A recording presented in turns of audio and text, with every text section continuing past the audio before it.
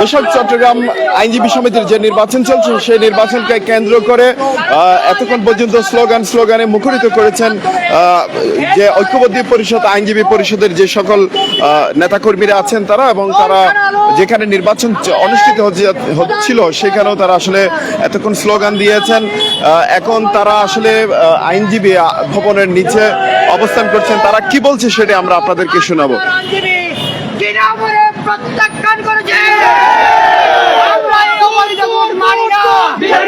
নির্বাচন কমিশনের প্রতি আমরা আবেদন করতে চাই, আপনাদের যদি সম্মান থাকে, আপনাদের যদি সাধারণ আইনজীবীদের প্রতি শ্রদ্ধা থাকে, আপনারা যদি সাধারণ ৮,০০০ আইনজীবীর ভোটারদের প্রতি বিন্দু মাত্র সম্মান বোধ থাকে, আপনারা দ্রুত আজকের এই নির্বাচন প্রত্যাখ্যান করে শেষ করে পুনরায় নির্বাচন দিন।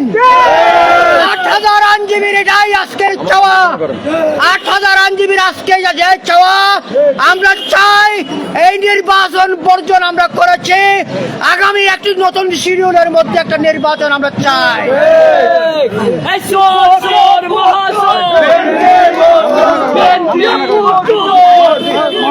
এখন আপনাদের সম্মুখে বক্তব্য রাখবেন আমাদের বিকল্প কমিটির এজিএস জনাব বন্দুল বাড়ি।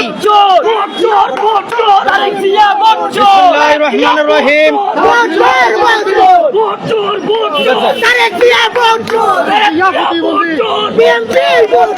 বিসমিল্লাহির রহমানির রহিম। সুপ্রিয় আইনজীবী ঐক্যবদ্ধ আইনজীবী পরিষদের সাধারণ সম্পাদক অ্যাডভোকেট শামসুল আলম এবং সভাপতি প্রার্থী সৈয়দ আনোয়ার এবং সিনিয়র নেতৃবৃন্দ সহ উপস্থিত আইনজীবীরা, আপনারা জানেন চট্টগ্রাম জেলা আইনজীবী সমিতিতে আজকে একটা নির্বাচন নামের নাটক মঞ্চস্থ হচ্ছে।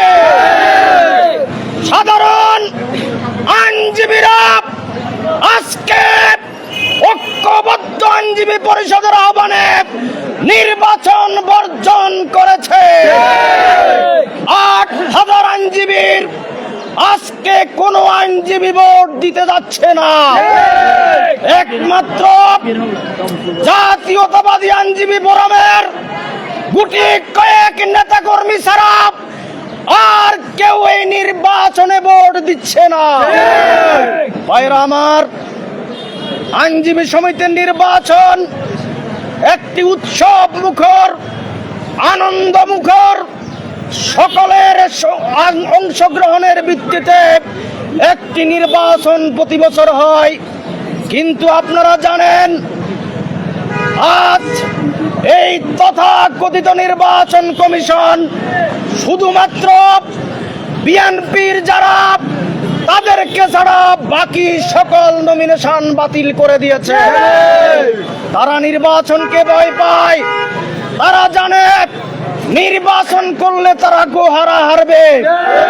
এই জন্য আমাদের ঐক্যবদ্ধ আইনজীবী পরিষদের সভাপতি প্রার্থী, আমাদের সহসাধারণ সম্পাদক প্রার্থী, সিনিয়র সহসভাপতি প্রার্থী, অর্থ সম্পাদক প্রার্থী, পাঠাগার সম্পাদক প্রার্থী, আইটি এবং স্পোর্টস প্রার্থী সকলের নমিনেশন বাতিল করেছে।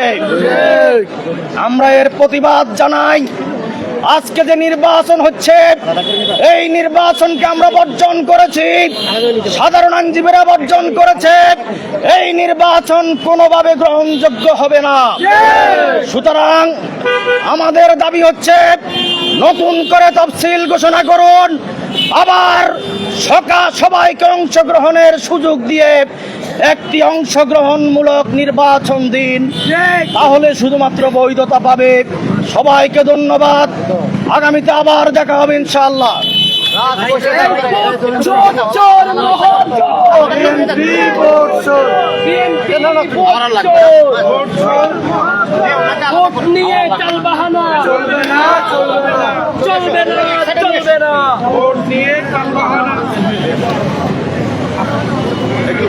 ভাইয়ের বক্তব্য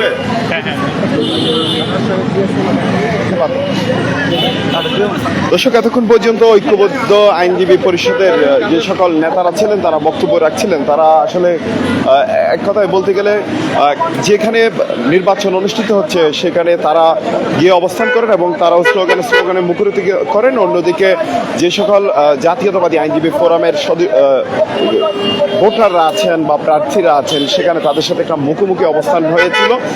পরে আসলে কিছুক্ষণ অবস্থানের পরেই দুই পক্ষ দুই দিকেই চলে যায়।